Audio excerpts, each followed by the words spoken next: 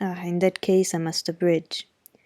Opening the window, I walked in upon them, liberated Celine from my protection, gave her notice to vacate her cell, offered her a purse for immediate exigencies, disregarded screams, hysterics, prayers, protestations, convulsions, made an appointment with the Vicomte for a meeting at the Bois de Boulogne. Next morning I had the pleasure of encountering him, left a bullet in one of his poor, etiolated arms, feeble as the wing of a chicken in the pip, and then thought I had done with the whole crew. But unluckily the Varenne, 6 months before, had given me this fillette, Adele, who she affirmed was my daughter. And perhaps she may be, though I see no proofs of such grim paternity written in her countenance. Pilot is more like me than she. Some years after I had broken with the mother, she abandoned her child, and ran away to Italy with a musician or a singer. I acknowledge no natural claim on Adele's part to be supported by me, nor do I now acknowledge any, for I am not her father. But hearing that she was quite destitute, I took the poor thing out of the slime and mud of Paris, and transplanted it here, to grow up clean in the wholesome soil of an English country garden. Mrs. Fairfax found you to train it, but now you know that it is the illegitimate offspring of a French opera girl. You will perhaps think differently of your post and protégé. You will be coming to me some day with notice that you have found another place, that you beg me to look out for a new governess, etc. Huh? No. Adele is not answerable for either her mother's faults or yours. I have a regard for her, now that I know she is, in a sense, parentless, forsaken by her mother and disowned by you, sir. I shall cling closer to her than before. How could I possibly prefer the spoiled pet of a wealthy family, who would hate her governess as a nuisance, to a lonely little orphan who leans towards her as a friend? Oh, that is the light in which you view it. Well, I must go in now, and you too. It darkens. But I stayed out a few minutes longer with Adele and Pilot, ran a race with her, and played a game of battledore and shuttlecock. When we went in, and I had removed her bonnet and coat, I took her on my knee, kept her there an hour, allowing her to prattle as she liked, not rebuking even some little freedoms and trivialities into which she was apt to stray when much noticed, and which betrayed in her superficiality of character, inherited probably from her mother, hardly congenial to an English mind. Still, she had good merits, and I was disposed to appreciate all that was good in her to the utmost. I sought in her countenance and features a likeness to Mr. Rochester, but found none. No trait, no turn of expression announced relationship. 'Twas a pity. If she could but have been proved to resemble him, he would have thought more of her.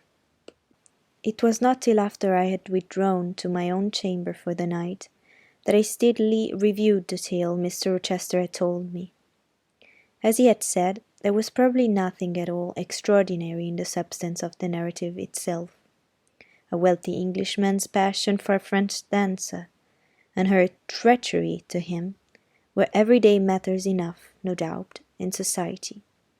But there was something decidedly strange in the paroxysm of emotion which had suddenly seized him when he was in the act of expressing the present contentment of his mood, and his newly revived pleasure in the whole all and its environs.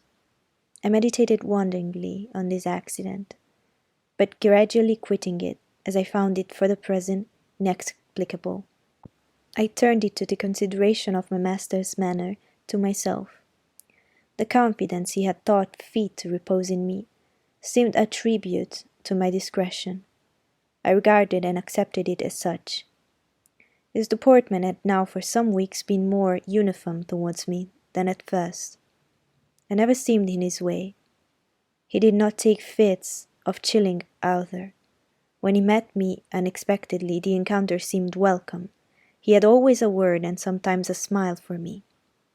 When summoned by formal invitation to his presence, I was honored by a cordiality of reception that made me feel I really possessed the power to amuse him, and that this evening conferences was sought as much for his pleasure as for my benefit. I indeed talked comparatively little, but I heard him talk with relish. It was his nature to be communicative. He liked to open to a mind unacquainted with the world glimpses of its scenes and ways, and I have a keen delight in receiving the new ideas he offered, in imagining the new pictures he portrayed or followed him in thought through the new regions he disclosed, never startled or troubled by one nauseous allusion.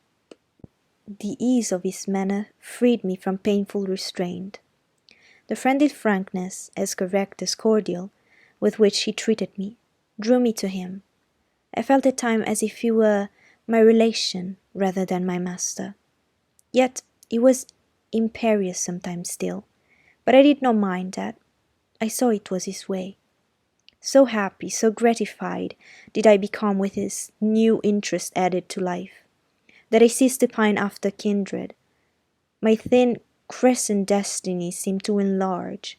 The blanks of existence were filled up. My bodily health improved. I gathered flesh and strength. And was Mr. Rochester now ugly in my eyes? No, reader. Gratitude and many associations, all pleasurable and genial, made his face the object I best liked to see. His presence in a room was more cheering than the brightest fire. Yet I had not forgotten his faults. Indeed, I could not, for he brought them frequently before me.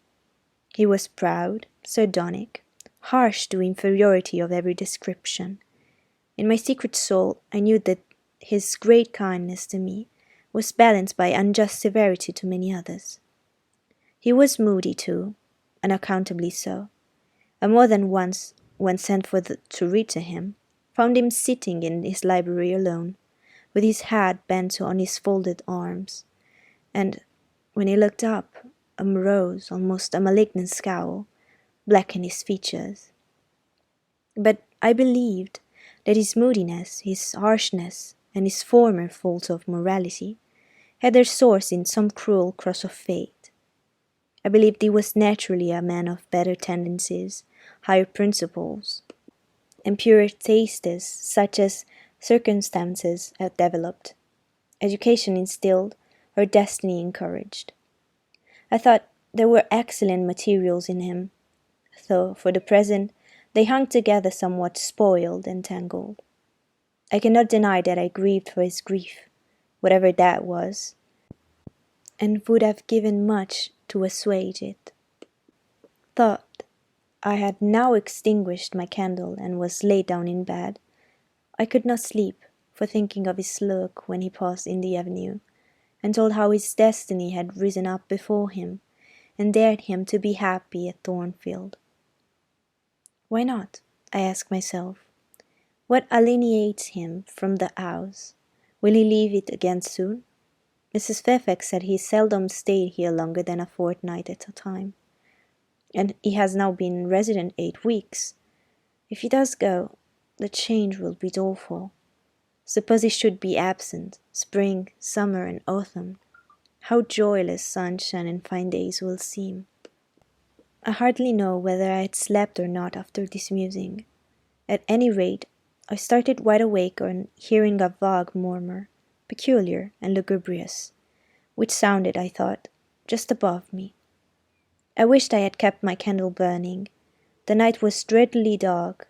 My spirits were depressed. I rose and sat up in bed, listening. The sound was hushed. I tried again to sleep, but my heart beat anxiously. My inward tranquillity was broken. The clock, far down in the hall, struck 2. Just then, it seemed my chamber door was touched, as if fingers had swept the panels in groping away along the dark gallery outside. I said, "Who's there?" Nothing answered. I was chilled with fear.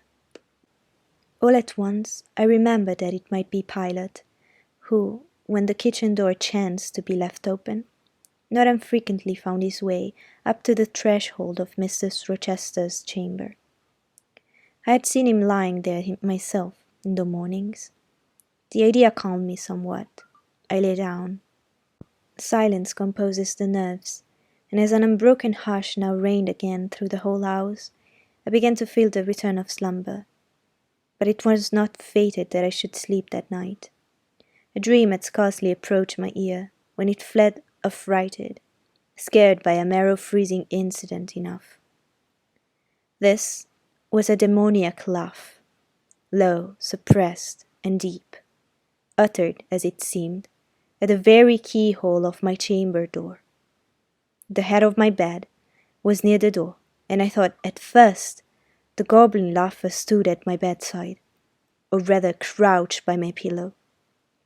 But I rose, looked around, and could see nothing, while, as I still gazed, the unnatural sound was reiterated, and I knew it came from behind the panels.